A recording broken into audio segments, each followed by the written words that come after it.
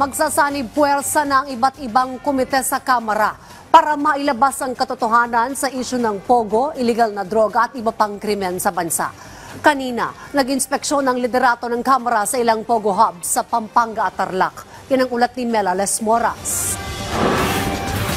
Mga kwarto at opisinang naglalaman ng samut-saring kagamitan, mga gamit at bagong SIM cards ng iba't ibang networks, mga baseball bat na animoy pang-torture at mga military uniform na may Chinese flag. Ilan lamang yan sa mga nadiskubre ng liderato ng Kamara nang sila'y mag-inspeksyon sa ilang pogo hubs dito sa Porac, Pampanga. Isa sa kanilang mga sinilip ang kontrobersyal na Lucky South 99 compound kasama ang mga opisyal ng Presidential Anti-Organized Crime Commission at iba pang ahensya. Nagulat ang mga kongresista sa laki ng compound at sa dami ng mga pasilidad nito. Dating maingay at masigla ang compound na ito, pero ngayon mistulang ghost town. Ang natira na lamang ay mga gusaling bakante, mga kagamitan at mga basura. Itong Lucky South 99 ang isa sa mga itinuturo ng mga otoridad ng mga gusali na naging pugad ng mga ilegal na aktibidad na iniuugnay sa pogo.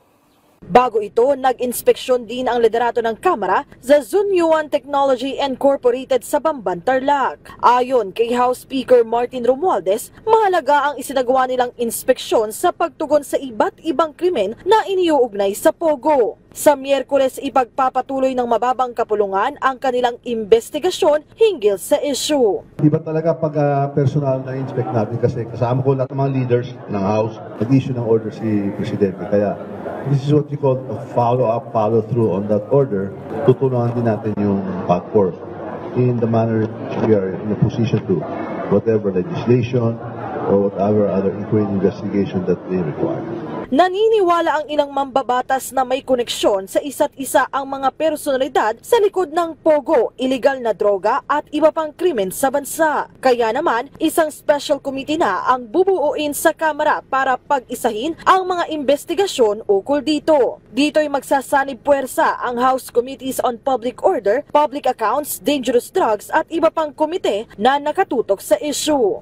Ako personally, I strongly believe that there's a criminal organization operating in the country. So, which involves illegal pogos, scam hubs, drug syndicates, EJKs, and all this. Magkakasama po yan. We will work on having these three committees at the very least. Although the chairs of the other committees here are working together to consolidate their efforts. Kaya maraming din bills dito sa pogo, pero nakikita natin maraming interrelations na hindi kakayanan ng isang committee. Sabi naman ni House Committee on Public Order and Safety Chair Dan Fernandez, sa susunod nilang talakayan, isa sa mga nais niyang tukuyin ay kung sino ang kakampi sa gobyerno ng mga itinuturong dawit sa pogo crimes. Tulad na lang sa Bamban, Tarlac na lumalabas umanong may nag-leak ng impormasyon na magsasagawa ng raid ang mga otoridad kaya't maraming nakatakas. Supposedly, 1,500 yung ma-apprehend doon eh.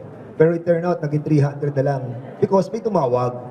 Doon sa hearing namin, well, basically, yung leak doon, andun ang CIDG. Okay? Andun ang PAOK-TF na mag-conduct ng kanilang operation. Pagtitiyak ng liderato ng Kamara, hindi nila bibitawan ang issue sa pogo hanggat hindi nananaig ang hustisya sa mga nabiktima nito. Mela Les Moras para sa Pambansang TV sa Bagong Pilipinas.